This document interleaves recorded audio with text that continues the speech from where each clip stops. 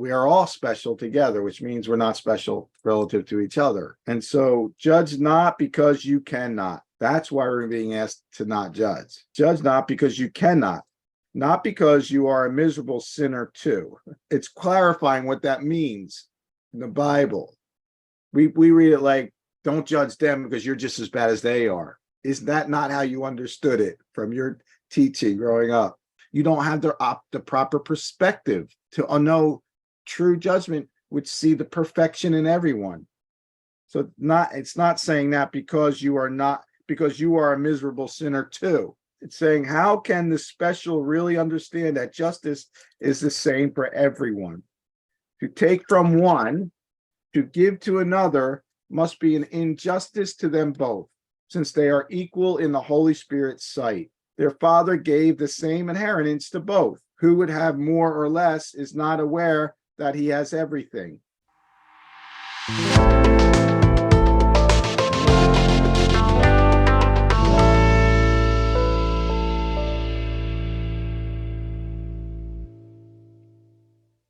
The Holy Spirit can use all that you give to him for your salvation. This means anything and everything that's going on. If we don't hold it to ourselves and we remember to give it to the Holy Spirit intentionally, clearly, like, Holy Spirit, I offer this up to you. Please guide me. Please tell me where to go, what to do, what to say, and to whom. Anything we do that with will be used for our highest good. And you can trust that. And so, but he cannot use what you withhold. He cannot take it from you without your willingness. And so, for if he did, you would believe he wrested it from you against your will. And so you would not learn it is your will to be without it. So it's talking specifically to, the stuff that's causing us pain and suffering, our thoughts, our beliefs, our ideas, the situation as we see it and as we're interpreting it. The Holy Spirit cannot help us with it, cannot take it and transform it into something that's for our highest good, unless we, of our own volition, our own free will, offer it over. And so that's a requirement. And if you're suffering, the word suffering means to be in pain over and over and over a long period of time. That's what suffering is. If you're in any kind of suffering, which is consistent pain, it's because you haven't turned it over. That's another way of looking at what it's saying. I wouldn't be suffering if I were giving it to the Holy Spirit, for the Holy Spirit to reinterpret and to guide me and show me the truth about. And so if there's suffering, it's because I'm withholding it. I'm holding it in. And so you would not learn it is your will to be without it. So if he has to take it, which he can't and wouldn't, then we wouldn't get that we want to give it up, right? We would feel like something's being taken from us.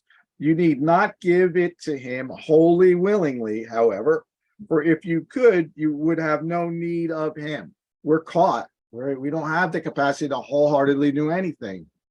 And so it doesn't require wholeheartedness.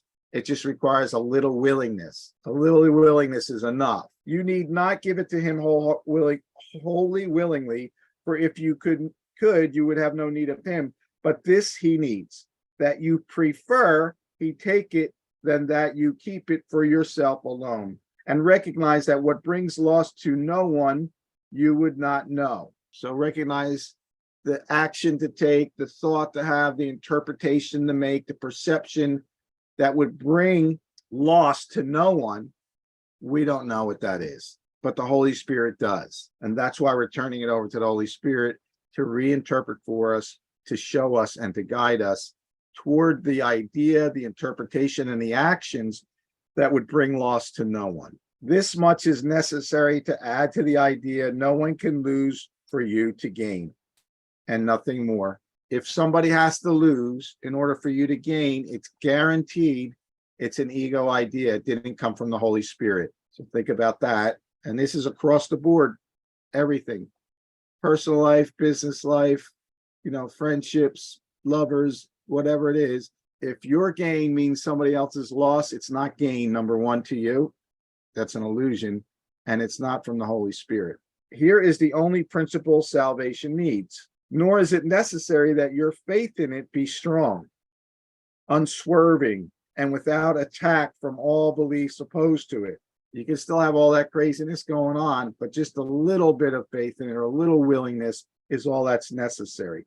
Because again, we're not capable at this level to be wholeheartedly into anything. The ego's too all over the place. And it doesn't want that for you. Just a little bit of sanity is all that's necessary.